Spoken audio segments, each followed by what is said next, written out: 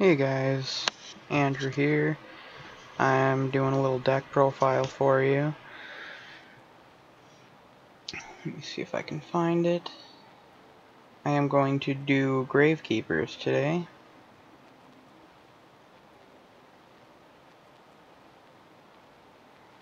Oh, there it is.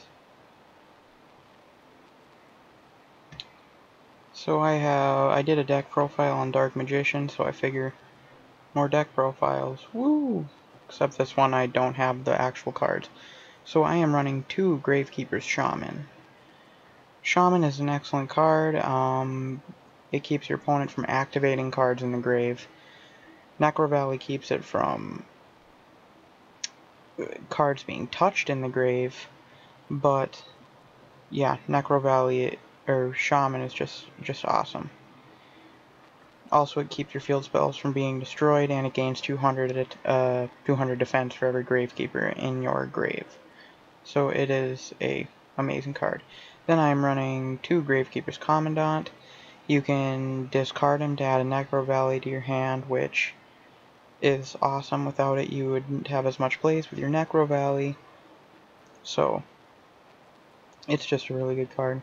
Now, 3 Swift Hippo Dinotherium. The reason this card is so good is you can special summon it from your hand. Your opponent can special summon a level 4 monster from the grave, but that doesn't matter if you have Necro Valley on the field, because then it just gets negated and you just got a free special summon. So, it's really good in this deck. There's really no reason not to run it. I found that a while back. I was trying to build Fluffles earlier, that's why that's over there. Next I'm running 3 Gravekeeper's Assailant. Assailant, if you have a Necro Valley, then if you declare an attack with him, you can change one of your opponent's monsters to either attack or defense position. So, if they got something you can't get past, change it to defense or change it to attack. Yeah, you get the picture. Next, 1 Gravekeeper's Descendant. You can pop a Gravekeeper on your field to pop a card in the field. It's really good if you need to get that Commandant, because you can pop a Recruiter and add that to your hand. Next I'm running 3 Gravekeepers. Spy. Spy is really good. It's your best opener because you can open up with it, set it when it flips. You can special summon a Gravekeeper with 1500 or less, which every one of your things is except for Commandant. So it's really good. One thing you can do is you can go flip Spy, get Recruiter, get that out, and then go for Commandant. Next I'm running 3 Recruiter. If it gets sent to the grave, then you can add a Gravekeeper with 1500 or less defense to your hand, which is everything except your Spy. So you can go Recruiter for Commandant, ditch it for Necro Valley, whatever you want to do. Next, I run 2 Gravekeepers Noblemen, because if it gets destroyed by battle, then you can special summon mainly your Spy face down, which is really good because your Spy is just a really key card in this deck. So, it's really good. There's really no reason to go for anything else with that, but 1 Raigeki just because you want all of their monsters in the grave so they can't touch them. It's a staple in any deck. Then, 2 Dark World Dealings. I'll get to that in a little bit, why that's so good. In this deck, pretty much, I mean, everybody knows what that does. Each player draws a card and discards a card, which, I mean, for one, they're discarding, getting that in the grave. 2 Pot of Duality after that.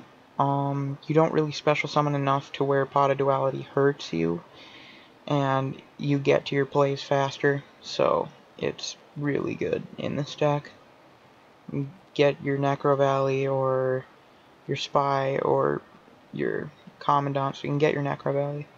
I'm running 3 Gravekeeper Steel because it gets you out of a lot of bad situations. Like, you just get 2 Gravekeeper's monsters back from your grave, but if, say, you don't have any monsters in your hand, you can use that and just replenish. It's a really good card. It gets you out of really bad binds. I run 3. I'm thinking about running 2 and going for a Royal Tribute. Because, yeah, I need a Royal Tribute in there. Now I'm running 2 Mask Change Second. Mask Change Second, you can go for Dark Law, which is fantastic. And that's why, I mean, for one, just locks down your opponent, because now nothing is going to their grave, it's just getting banished. And that's why Dark World Dealings is so good, because use Dark World Dealings while Dark Law is on the field. They draw, discard, it gets banished, and you banish a card in their hand using Dark Law's other effect. So it's a really mean combo there that I love to go for. It's just super mean. People don't expect it. Next, I'm running a Hidden Temples of the Gravekeeper. It keeps you and your opponent from special summoning anything other than Gravekeepers, which is really good. Except I only run 1 because if you don't have your field set up, if you don't have good field presence as it is before you play that, then it can shut you down because you can't special your Dinotherium, you can't special any of your Masked Heroes or your Xyz monsters. So, you gotta be careful with that card. Next I'm running, obviously, the 3 Necro Valley, because it's the main card in the deck. It's what the deck is based around. Without Necro Valley, you don't get your effects, and you don't shut down your opponent like the deck is meant to do. So, yeah, it's the key card. You need 3. And I've seen deck profiles where people are running 2, and they're complete idiots because you need 3. Next, I'm running 1 Bottomless, because Bottomless, it's just a great card. Then 2 Rite of Spirit, special Gravekeeper monster from your grave. It's unaffected by Necro Valley. It stops OTKs. It's a good card. Get your key cards back that you need. It's really good. Next, I'm running 2 Mirror Force, because Mirror Force is my second favorite trap, under Magic Cylinder. I like Mirror Force in this deck better than Magic Cylinder because you want their stuff in the grave. Because if their stuff isn't, you don't want their stuff on the field like Magic Cylinder keeps it, because then they have access to their cards, and you don't want them to have access to their cards, and they don't if you have Necro Valley on the field. Then I'm running 1 Solemn Warning, because, I mean, there's a lot of cards out there that you just want to stop it from ever hitting the field, because they're just that mean. I would run more than 1 of these, I just don't have room in it. Imperial Tombs of the Necro Valley. If you control a Necro Valley and a Gravekeeper, you can negate a spell, trap, or monster effect, which is incredible. I need more than 1, but I just need more. I don't have the room in the deck. Next, onto the extra deck, I'm running 2 Master Hero Diane. I run that because of Commandant. It's Earth, Master Change Second. You're never going to have to worry about using its effect. You just have to worry, or that he's good for helping with OTKs, because he's a 2800 beater. His effect is really pointless in this deck. You don't run any heroes, so it really doesn't help you at all. I'm thinking of taking taking 1 out, so I can only have 1. But then I'm running 2 Divine Wind. If it destroys a monster by battle, you get to draw a card. It's really good. I use it because of Dinotherium. It's a wind, so it's really good. Mainly, I mean, it's a 27 beater. It's just helpful in general. I mainly use it just to get that if I have just a dud Dinotherium I need to get out. It really helps with that. Then I'm running 2 Dark Law, because, I mean, look at all my dark monsters, all of those. I can use Dark Law. So, I mean, it's really good.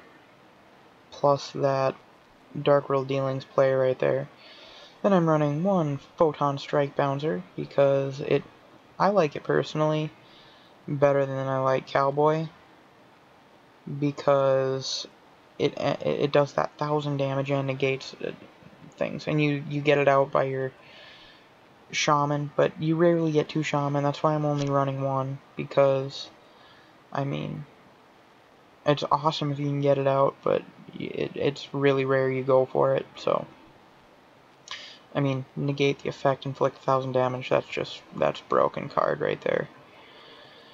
Then I'm running 1 Honor Arc, because, I mean, anytime you can steal one of your opponent's monsters is a good thing, right? That's the way I see it. It's a good card. That's all I really have to say about it. I don't go for it that often unless I really need to. Mainly, the main card I go for in my extra deck is Heartland Draco, because if you have a spell, it can't be targeted for an attack, and you almost always have Necro Valley.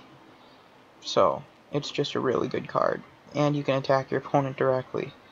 So, it's a really good stall card, and you can attack your opponent directly. It ends games. You almost always have that Necro Valley on the field, so there's really no reason not to. I hate Castell. I run a Castell because it's really a good card. There's no arguing about that, but I feel like if you're gonna get out of situations, I would much prefer that I'm able to do it using the cards using the point of my deck, rather than going for some random rank 4 staple that can just shuffle something back in the deck or flip it face down. And plus, once it's out of XYZ material, it's just a monster with 2000 attack. It's not that great. I'm not a fan of it. So, I'm only running it because there's situations where it is really helpful. I prefer not to, though. Then I'm running 1 Cowboy, because, obviously, ends games. I've never had anybody tell me that have not lost to a Gaga Cowboy. So, then I'm running 1 Evil Swarm Nightmare, 2 level 4 Dark Monsters. I've got quite a few level 4 Dark Monsters. And if my opponent special summons... Yeah, quite a few. If my opponent special summons a monster, I can detach and flip it into face down defense. So pretty much, it's a lockdown deck. I'm trying to lock them down, keeping that special summon monster out of play for the turn it's summoned. Then I'm running 2 Zen Mines because of my level 3s. It's a really good card in general. Just, if it would be destroyed, you detach. If it used that effect, then at the end phase you get to pop a card on the field. So, it's really good. There's really no... I was running Acid Golem. I don't like Acid Golem. It's just a 3000 beater, but Zen Mines, it actually has a point to it, so... Yeah, thanks for watching. Like and subscribe down below, and I'll post more deck profiles, maybe have some discussions. Thanks for watching.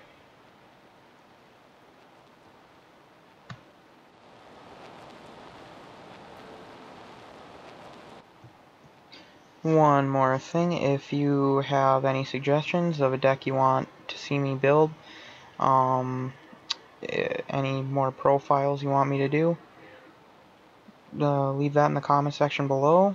If you have any suggestions how I could improve this deck, I'm already seeing some things I could change about it. It's a really good deck, but I could definitely always improve on it. So yeah, thanks for watching. Like, subscribe, comment,